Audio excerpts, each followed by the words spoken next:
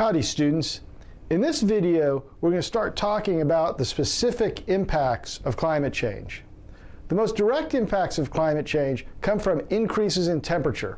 As discussed earlier, projected global warming will be a few degrees Celsius a century. This may not seem like a lot of warming, but it is both extremely large and extremely fast. As discussed in Chapter 8, the increase in temperature that people experience will actually be quite a bit larger than this because land tends to warm more than ocean. In addition to average temperatures, we also expect extreme temperatures will get more extreme as the climate warms. Way back in Chapter 1, I talked about how Houston has warmed over the last few decades and showed how temperatures that never occurred in the 1970s were now occurring with some frequency. There are an infinity of impacts from these increases in temperature, and there's no way I could list all of them. Instead, I'm going to give you examples which will emphasize how widespread these impacts will be.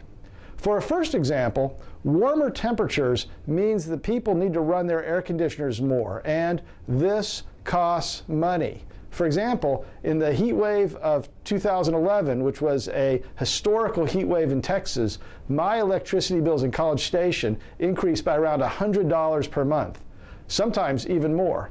A lot of my neighbors had very similar experiences. For a lot of people, having their electricity bills increase by $100 would be an inconvenience, but not a catastrophe.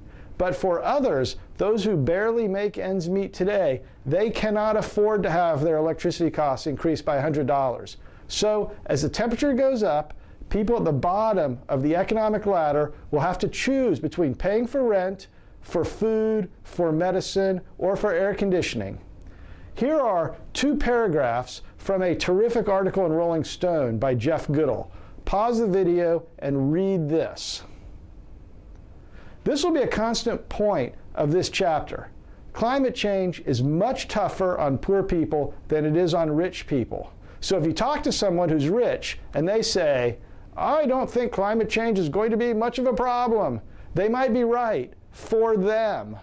But it will be a huge problem for people who are just scraping by today. Getting back to temperature increases, not having air conditioning in hot weather is not just expensive, it's lethal. It has been estimated that during the European heat wave in 2003, which attribution studies have concluded was greatly enhanced by climate change, 27,000 people were killed by the heat. Here's another paragraph from Jeff Goodall's Rolling Stone article.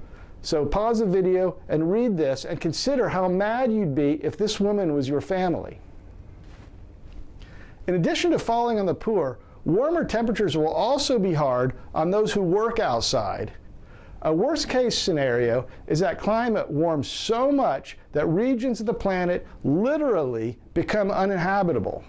To understand how this can happen, realize that humans need to dump about 100 watts of heat into the environment. This is the heat that's generated by your normal metabolic activity, heart beating, breathing, digesting food, thinking. An important constraint is that this has to be done while maintaining your body at its preferred temperature of about 37 degrees Celsius.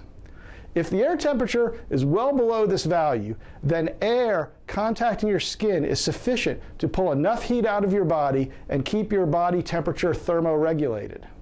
As the air temperature gets close to your body's temperature, however, that won't work. So your body goes to plan B. You start to sweat. And when the sweat evaporates, that pulls heat away from your body. At some point, though, the air gets so hot that you simply cannot sweat enough to keep your body at 37 degrees. When that happens, you cannot survive. This is what happens, for example, in tragic situations where babies are left in hot cars. We know this occurs when the so-called wet bulb temperature exceeds 35 degrees Celsius. If you don't know what that means, don't worry about it. Just realize that there are combinations of temperature and humidity under which humans simply cannot survive.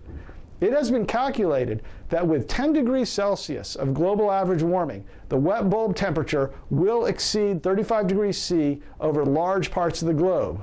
While 10 degrees Celsius is larger than even the worst case scenario for this century, if we burn all the available fossil fuels, we could approach this level of warming in the 22nd or 23rd century.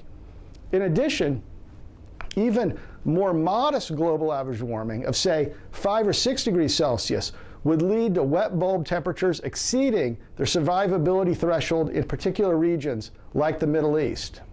These human impacts are just the beginning.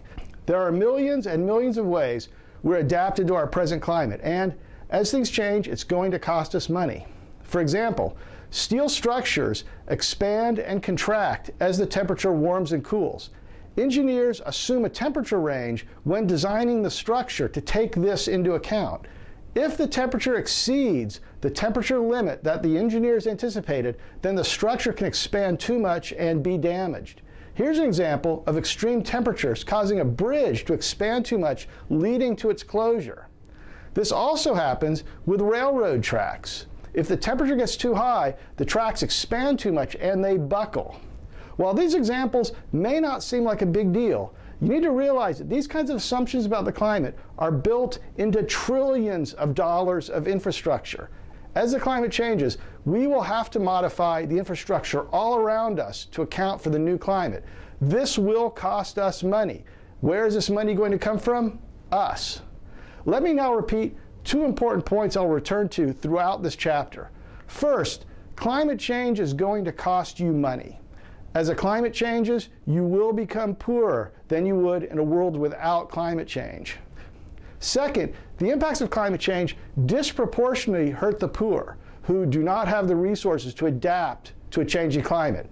Saying, let's do nothing about climate change, therefore abandons the poor and vulnerable to problems that they largely did not create. This creates a big moral dimension to the problem, which we'll talk about in Chapter 11. In the next video, we'll move on to precipitation. And now, your moment of dog.